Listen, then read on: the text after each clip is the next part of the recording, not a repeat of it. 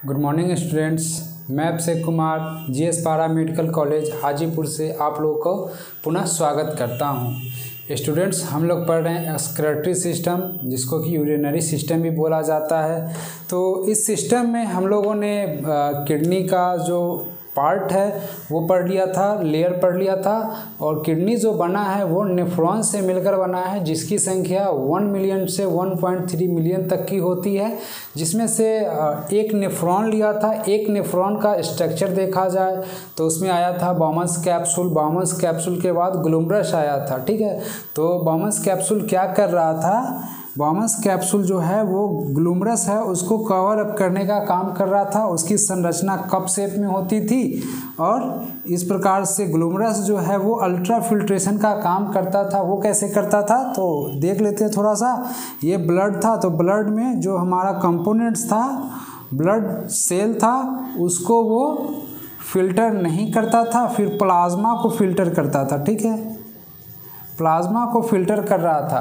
Plasma में भी filter जो होता था, इसमें भी बहुत सारे कंपोनेंट्स होते हैं। ब्लड जो चैप्टर है उसमें पढ़ाया गया है, तो इसमें जो प्रोटीन जो होता है उसको ये फिल्टर करने का काम नहीं करता है। बाद बाकी अदर जो भी कंपोनेंट्स होता है उसको ये फिल्टर करने का काम करता था। फिर हम लोग पढ़े थे पीसीटी, प्रॉक्सिमल कन्वोल्यूटेड ट्यूबल। वो क्या कर रहा था? वो ब्रश टाइप का संरचना होता था इस प्रकार का, जो कि क्या करता था कि एब्जॉर्प्शन का काम कर रहा था। एब्जॉर्प्शन कर रहा था 70 से 80% इलेक्ट्रोलाइट्स और पानी का, ये सब का एब्जॉर्प्शन जो हो रहा था वो यहाँ पे हो रहा था। फिर यहाँ से जो संरचना होती है पीसीटी के बाद लूप ऑफ हेनले होता है, जो कि इस प्रकार का संरचना होता है। ये इस प्रकार से पीसीटी होता है और ये हमारा हो जाता है लूप ऑफ हेनले। ये जो हो गया यू शेप में होता है लूप ऑफ हेनले। ठीक है, तो देखते हैं लूप ऑफ हेनले के बाद, किसके बाद? पीसीटी, प्रॉक्सिमल कन्वोल्यूटेड ट्यूबल्स के बाद आता है लूप ऑफ हेनले। तो उसके बारे में आज देखते हैं। ठीक है, the loop of Henle consist of descending lymph which arises is continuity with the terminal part of the proximal convoluted tubule. Reabsorption in this segment is minimum. Students, जैसे यहाँ पे भी बताया गया है कि यह क्या है कि इसमें लूप होता है, इसमें दो पार्ट्स आता है। एक आता है डिसेंडिंग लूप और एक आता है असेंडिंग लूप। लूप का जो संरचना होगी अलग से देख लेते हैं। यू शेप में होता है, इसमें दो आता है, एक आता है डिसेंडिंग और एक असेंडिंग। ये हमारा हो गया कौन सा? डिसेंडिंग, और ये हो गया असेंडिंग। और इससे पहले जो होता है वो क्या होता है? प्रॉक्सिमल कन्वोल्यूटेड ट्यूबल होता है। यू शेप में संरचना होती है। यहाँ पे पीसीटी में क्या हो रहा था कि 70 से 80% जो परसेंटेज था उसका एब्जॉर्प्शन हो रहा था पीसीटी में। बाद बाकी यह जो लूप ऑफ हेनले है, इसमें जो हो रहा है एब्जॉर्प्शन हो रहा है वो बहुत कम हो रहा है। यहाँ पे बताया जा रहा है कि reabsorption in this segment is minimum. ठीक है, यह जो लूप ऑफ हेनले है उसमें एब्जॉर्प्शन जो हो रहा है वो बहुत कम हो रहा है। ये बना कैसे है?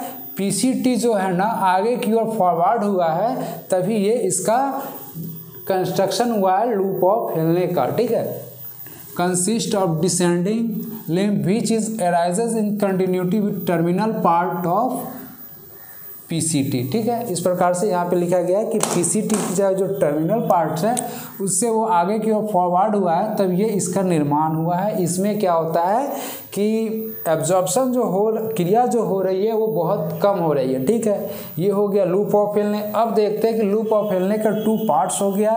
कौन कौन सा? डिसेंडिंग लिम्फ हो गया और असेंडिंग लिम्फ। ठीक है, डिसेंडिंग लूप या असेंडिंग लूप दोनों एक ही है। लिम्फ बोला जाए या फिर लूप बोला जाए। ठीक है, लिम्फ या लूप। तो इसमें से देखते हैं पहले जो है हमारा कौन सा हो रहा है कि ये डिसेंडिंग लिम्फ हो रहा है। ठीक है, डिसेंडिंग लूप हो रहा है, तो इसके बारे में देखते हैं कि क्या है। Descending lymph continue into the thin segment. From this segment arises the thick ascending lymph which is formed by cuboidal epithelium, permeable for water but almost impermeable to electrolyte. This concentrates the filtrate as moves down. Students यहाँ पे बताया गया है कि जैसे ये जो संरचना होता है ना, यहाँ से PCT आया, फिर ये पतला हो जाता है, ठीक है, ये पतला हो जाता है, यू शेप में हुआ, ठीक है, ये इस प्रकार से पतला ही होता है, फिर क्या होता है कि आगे जाके ये थोड़ा सा मोटा हो जाता है, ठीक है। तो यही होता है लूप ऑफ हेनले में ये डिसेंडिंग लिंक। तो इसमें बताया क्या गया है, ये पतला सेगमेंट है, फिर आगे जाके मोटा हो रहा है, और इसमें क्या होता है कि ये क्यूबाइडियल सेल होता है। विच चीज़ ये बना क्या चीज़ से होता है, क्यूबाइडियल सेल एपिथेलियम जो होता है उससे बना होता है। इसमें क्या होता है, मेन काम ये है कि permeable for water but almost impermeable to electrolytes. इसका क्या मतलब हो गया कि ये पानी को रास्ता दे रहा है, और लगभग इम्प्रीमेबल का मतलब होता है रास्ता नहीं देना। दैट मीन्स इससे क्या होता है कि वाटर जो है वो निकल जा रहा है, और क्या हो रहा है कि जो भी इलेक्ट्रोलाइट्स होता है, इलेक्ट्रोलाइट्स का जो भी कंपोनेंट्स होता है वो यहाँ से बाहर नहीं निकल पाता है, ठीक है। तो ये रास्ता नहीं दे रहा है, किसका, इलेक्ट्रोलाइट्स का रास्ता नहीं दे रहा है, और जो भी रास्ता दे रहा है, किसका दे रहा है, पानी का जो रास्ता है वो ये दे रहा है, ठीक है। तो फिर आगे देखते हैं हम लोग असेंडिंग लिप में। इन सम nephrons these thin segments forms the bend region and parts of ascending limb, thus often named as the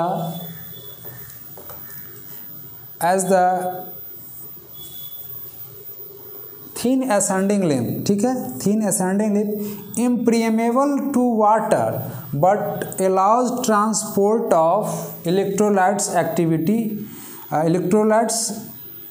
actively या फिर पैसिवली, दोनों वे से ये रास्ता दे रहा है। स्टूडेंट्स देखते हैं कि जैसे इसमें क्या हो रहा था कि ये प्रीएमेबल था किसके लिए, पानी के लिए, इम्प्रीएमेबल था किसके लिए, इलेक्ट्रोलाइट्स के लिए, ठीक है। किसमें, डिसेंडिंग लिंक में।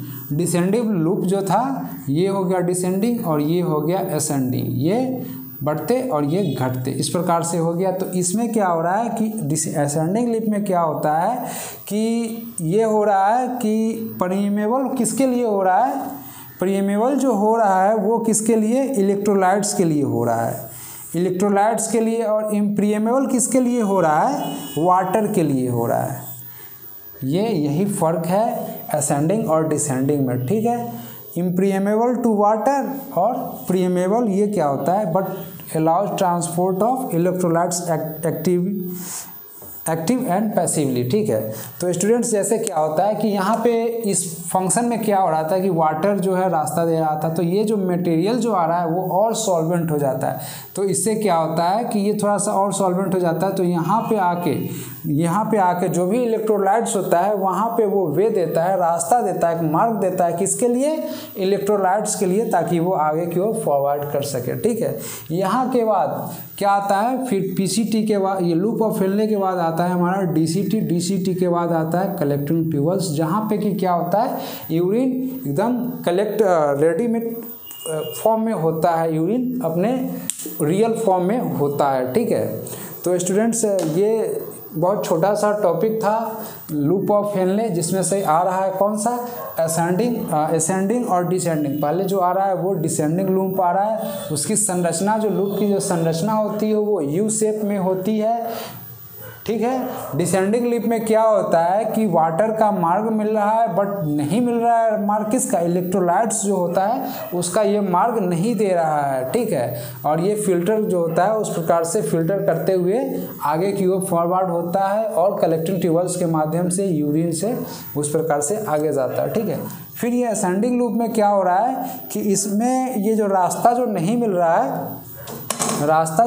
रहा है वो किसके लिए, वाटर के लिए नहीं मिल रहा है, बाद बाकी जो भी इलेक्ट्रोलाइट्स है उसको एक्टिव फॉर्म में या पैसिव फॉर्म में, दोनों फॉर्म से ये रास्ता दे रहा है। ये क्या कर रहा है, ट्रांसपोर्ट के लिए अलाउ परमिशन दे रहा है, एक्टिव फॉर्म में भी और पैसिव फॉर्म में, दोनों रूप से, ठीक है।